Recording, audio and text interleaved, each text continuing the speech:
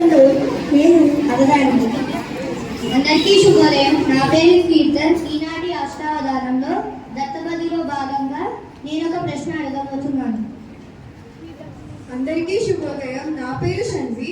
ఈరోజు అష్టావధానంలో నేను అప్రస్తుత ప్రసంగిని. అందరికీ శుభోదయం. నా పేరు సౌందర్య. ఈరోజు అష్టావధానంలో పురాణ పఠనంలో భాగంగా నేను ఒక ప్రశ్న అడగబోతున్నాను. అందరికీ శుభోదయం. నా పేరు మనస్విని. ఈరోజు అష్టావధానంలో నేను ఘంటానాదం చేయబోతున్నాను. అందరికీ శుభోదయం. నా పేరు శ్రీనికేష్. నేను ఈ అష్టావధానంలో సమస్య పూర్ణానికి చెందిన ఒక ప్రశ్న అడగబోతున్నాను. అందరికీ శుభోదయం. నా పేరు కార్తిక. నేను ఇవాళ అష్టావధానంలో నిషిద్ధాక్షరి ప్రశ్నను అడగబోతున్నాను. అందరికీ శుభోదయం. నా పేరు స్ఫూర్తి. ఈరోజు అష్టావధానంలో నేను అప్రస్తుత ప్రసంగిని. అందరికీ శుభోదయం. నా పేరు విహాన్. ఈరోజు అష్టావధానంలో ప్రశ్నాపూరణం భాగా నుండి ఒక ప్రశ్న అడగబోతున్నాను. అయ్యా అవధాని గారు, అయ్యా అవధాని సరస్వతి గారు, పురాణ పఠనంలో భాగంగా ఈ పద్యాన్ని వినండి.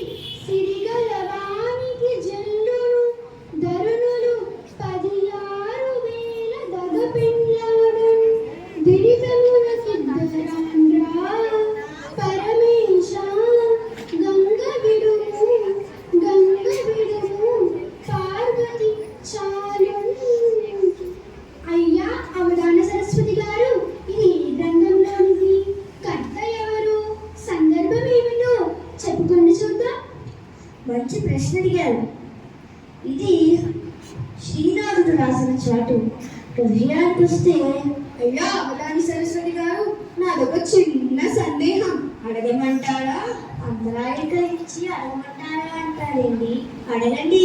అవధానం చేసే వారికి చప్పట్లంటే చాలా ఇష్టమంట కదా, మరి మీకు? తమాషా ప్రశ్న అడిగారండి.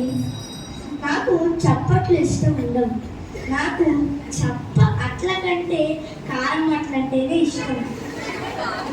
ఇక విషయానికి వస్తే, శ్రీనాథుడు పలనాటి ప్రాంతంలో సంచరిస్తున్నప్పుడు దప్పికతో నీళ్లు దొరకక వ్యంగ్యంగా విసిరిన చాటు మీద సిద్ధాక్షరి శేషాసాహారం వాడకుండా శివుని కాక పద్యం చెప్పండి చూద్దాం. మీకు శేష సహ అక్షరాలు కదా? అవునండి. డమరుకమును మోగించుచు నమదించెను మానవులకు ఆమాలం. డమరుకమును మోగించుచు నమదించెను మానవులకు ఆమాలం. కమనీయంగా రాయగా కమనీయంగా రాయగా యువనోడుందవాణి ముద్దది పేషెంట్ అద్భుతం. అయ్యా అవధాని గారు, నాకు ఒక చిన్న సందేహం ఉంది. అడగండి. ఆలస్యం ఎందుకు? శ్లోకానికి పద్యానికి గల తేడా ఏమిటి? భలే ప్రశ్న అడిగారండి.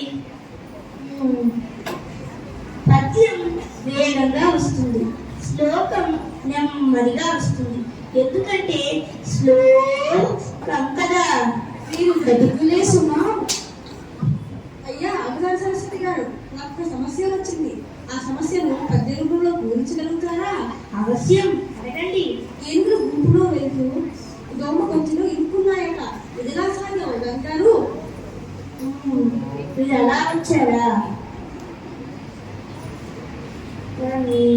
జనచడి పాడవులది.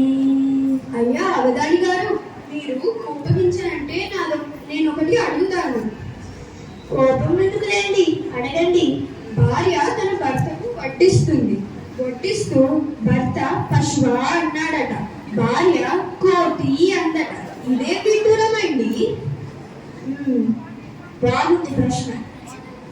పశువు అంటే పైళ్ళ నిండా శుభ్రంగా వడ్డించడం. కోతి అంటే కోరినంత తిను అని అర్థం. భలే చెప్పారండి. అయ్యా నా ప్రశ్నకు ఇంకా సమాధానం చెప్పలేదు. కుంజల యూదము దోమ పుట్టకు వచ్చాను. ఇదిలా సాధ్యం అవధాని గారు? రంజన చెడి పాండవులది వంజనులై విరటు బల్వభాల్పడిరకట సంజయ విధినే బంధును సంజయ విధినే బంధును కుంజరయూతంబుతో మకుటుగదు. మీ సమస్యకు పరిష్కారం దొరికిందా? సమస్యకు పరిష్కారం దొరికింది మహానుభావ, ధన్యవాదాలు. అయ్యా అవధాని గారు, ఈ ప్రశ్న పూరణం చేయండి చూద్దాం. వడలి నిండు కన్నులుండు నింద్రుడు కాదు, కంఠమందు నలుపు కాదు శివుడు, పనుల బట్టి చంపు పక్షేంద్రుడా, కాదు దీని భావమేమి తెలుసుకోనుండు. జవాబు చెప్పండి చూద్దాం. అయ్యా మీరు ఇంకా సందేహం అడగలేదు. సందేహం కాదు గాని ఒక దాని గురించి ఆలోచిస్తున్నా. మిమ్మల్ని కూడా తిరుగుడు పెట్టే ఆలోచన ఏంటో అది. కవి సమ్మేళనానికి నన్ను కొన్ని కవితలు తీసుకురన్నాను, దాని గురించే ఆలోచిస్తున్నా. ఓ దాని గురించి ఆలోచిస్తున్నారా? ఇంతకీ ఏ కవి తలను తీసుకెళ్తున్నారు? చమత్కారులే. స్వామి ప్రశ్న పూరణం చేయలేదు. ఇంద్రుడు కాదు, పక్షేంద్రుడు కాదు, శివుడు కాదు, అంతకంటే కాదు, మరి వారెవరు? ఎత్తి కళ్ళున్న రెండింటితోనే చూసేది, పులివిప్పి నాట్యం చేసేది, కృష్ణునికి అలంకారమైనది ఇంకేముంటుంది? నెమ్మది. భలే భలే, మీ తెలివి అమోఘం. అయ్యా అవధాని గారు, ఈరోజు ప్రశ్న పూర్ణం దత్తపదిలో